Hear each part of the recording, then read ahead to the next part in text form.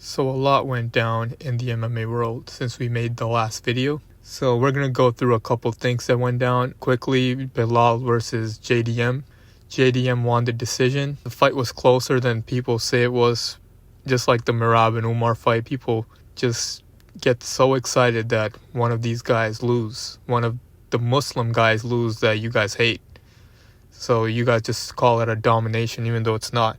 It was a close fight, but yeah, I think JDM did win. Belal proved that he's the most exciting welterweight on the planet because that was a fun fight to watch.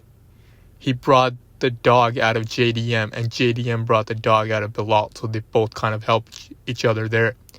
Belal didn't try to wrestle as much as he normally does, so you got to give him credit there. So after that, Islam announced that he's moving up.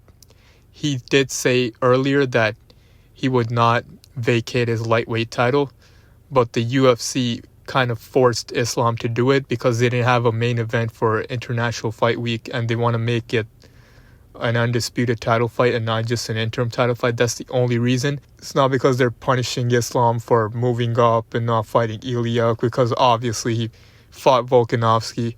He fought a lighter guy before. He saved a lot of cards, so the UFC wouldn't do that. He saved so many events.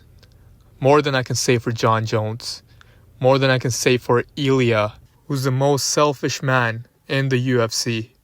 Because all he cares about is if he's getting a title shot or not.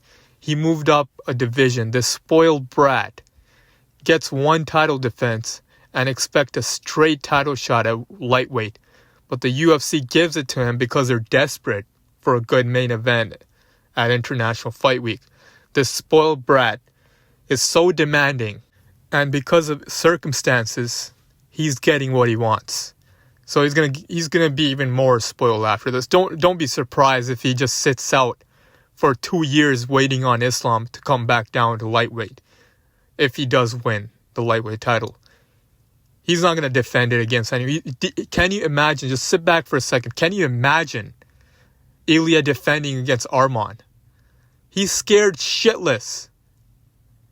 He does not want to fight tough guys who he has something to lose against. The only reason he wanted to fight Islam is because he had nothing to lose against Islam. And now he's fighting Charles because he sees it as a good stylistic matchup and he has everything to gain. He has an undisputed lightweight title to gain and double champ status. This will be the biggest fraud double champ, even bigger than Conor, I would say. This would be a bigger fraud double champ than Conor. And that's a big statement. And I'm not even going to get into the narrative about how Islam is apparently scared to fight a lighter midget and would rather fight a bigger man for a second title, a title shot that he earned, unlike Ilia, disproving the quote-unquote weight bully narrative on Islam and Khabib, on all the Dagestanis that's been going around for years. This is the chance to disprove it. You're going to see someone try to disprove it. You're going to see him move up. And you still have a problem with that? You want him to fight another midget? Why am I getting into it? I'm not even going to get into this because the people who say this are just mentally ill. They're just mentally ill. I'm not going to get into that. Ilia versus Oliveira. I think Ilia's going to win because Oliveira doesn't have a chin. He even got hurt by Michael Chandler in the 5th round when he was fighting him. I think Ilia knows what he's doing. He knows this is a easy stylistic matchup. So I'm going to go with Ilia, but Charles does have a chance to win. He has a chance to do the funniest thing ever and just beat Ilia and expose this midget for once. But I don't think it's going to happen. I think Ilia is going to win. And also Khamzat versus Dricus has been announced. That's a fight I want to see. That's a fight that should happen and is happening. So I think Khamzat's going to win. He's being underestimated. People saying that he doesn't have the gas tank, but he's never really gotten tired.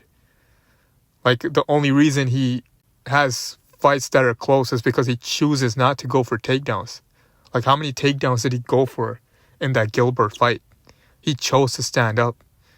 And even with Usman, he went for a takedown the first round. He got it. And then for the second round, he just chose to stand up until the end of the round. And he got that takedown again. So I don't know what the whole thing is about Khamzat's gas tank not being good. But it's obviously not that bad, right? Shouldn't be that bad. He goes hard for 3 rounds. Any guy who goes hard for 3 rounds can go 5 rounds with a good pace. So I think Khamzat's going to win. I think he's going to win by first or second round submission.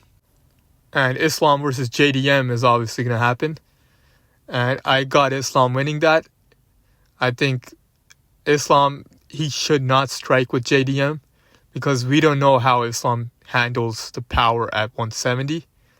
So it would be a smart move to go for the grappling, even though JDM did defend a lot of Belal's takedowns. But I think if he goes with that Khabib mindset of how if I can't get you down once, I'm going to try 100 times, I think he can win every single fight easily. But Islam's kind of different. He gets comfortable on the feet as well.